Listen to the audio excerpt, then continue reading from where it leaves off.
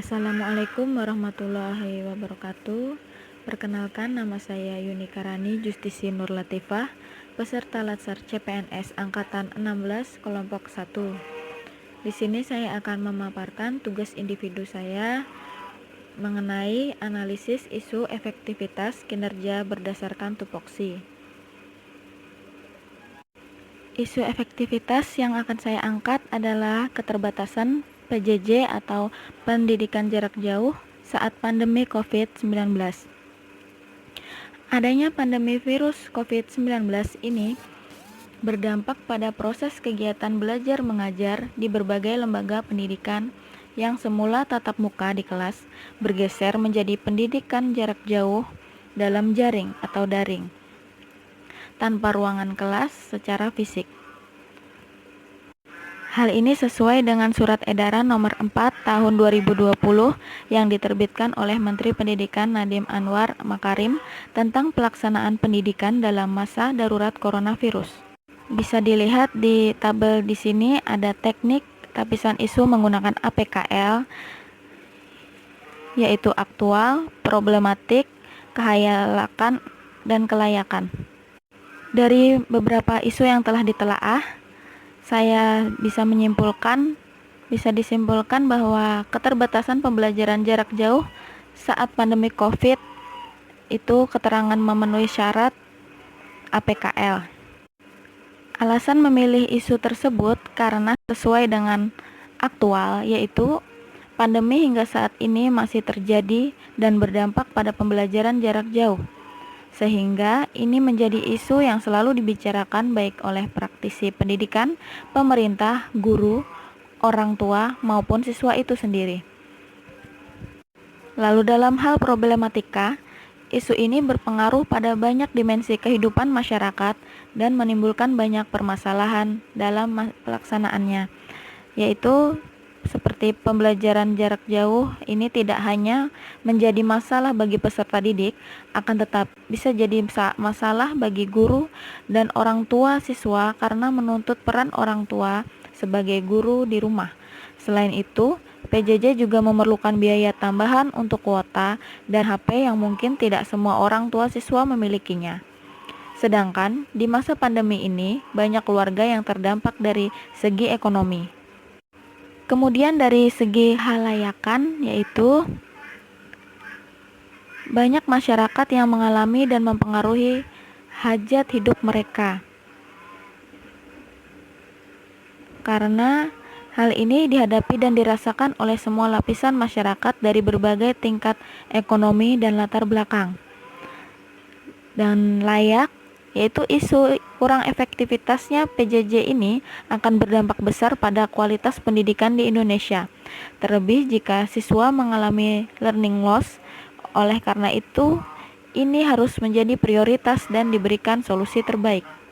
Berdasarkan Fishbone Analysis, yaitu sebabnya tidak semua siswa atau orang tua memiliki gadget. Lalu pola pikir orang tua yang kurang memahami penggunaan TIK, orang tua sibuk dengan pekerjaan sehingga tidak dapat mendampingi anak belajar, dan kuota internet yang boros. Akibatnya, terjadilah keterbatasan pembelajaran jarak jauh saat pandemi COVID-19. Hasil analisis yang saya peroleh yaitu adanya pembelajaran jarak jauh yang membuat siswa kurang memahami materi, orang tua kurang memahami penggunaan TIK, sehingga tidak dapat mendampingi kegiatan PJJ anaknya di rumah. Tidak semua siswa atau orang tua memiliki gadget.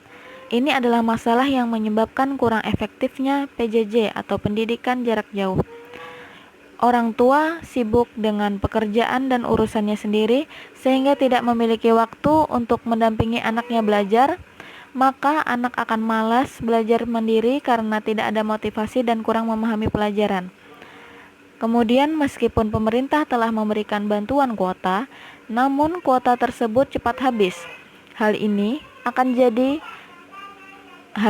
bisa jadi karena kuota yang diberikan tersebut digunakan untuk hal-hal lain di luar kegiatan PJJ. Dan yang terakhir, keterbatasan waktu belajar yang membuat wali kelas sulit menyampaikan ke seluruh materi. Berikut tabel alternatif penyelesaian masalah. Alternatif penyelesaian yang pertama, melaksanakan pembelajaran tatap muka dalam lingkup kecil. Tahapan yang dilakukan adalah membagi kelas menjadi beberapa kelompok kecil, lalu menentukan jadwal bagi setiap kelompok kecil untuk ke sekolah. Hasil yang diharapkan yaitu meningkatkan kemampuan, motivasi, dan minat belajar siswa dalam proses pembelajaran. Para pihak yang bersangkutan dan terlibat yaitu guru, kelas, dan siswa. Kemudian yang alternatif penyelesaian yang bisa dilakukan yang kedua yaitu menjalin komunikasi aktif antara wali kelas dan orang tua siswa. Tahapannya yaitu dengan cara membuat grup WhatsApp khusus orang tua siswa, dan yang kedua mengadakan rapat antara wali kelas dan orang tua siswa. Hal yang diharapkan yaitu untuk mempermudah orang tua siswa dalam mendampingi anak belajar, sebab jika ada kendala dalam PJJ dapat langsung menghubungi wali kelas. Para pihak yang bersangkutan yaitu orang tua wali atau wali murid dengan guru wali kelas. Dan yang terakhir yaitu mencari alternatif sarana lain dalam pembelajaran jarak jauh.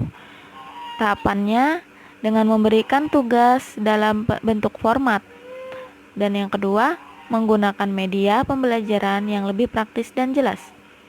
Hal yang bisa diharapkan hasilnya untuk memudahkan siswa yang memiliki keterbatasan sarana belajar seperti tidak memiliki gadget atau handphone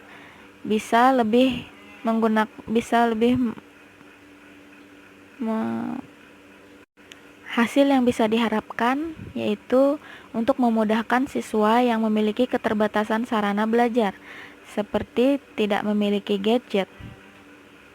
Para pihak yang berkaitan yaitu guru kelas, siswa, dan orang tua siswa.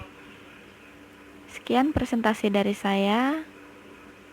Terima kasih. Wassalamualaikum warahmatullahi wabarakatuh.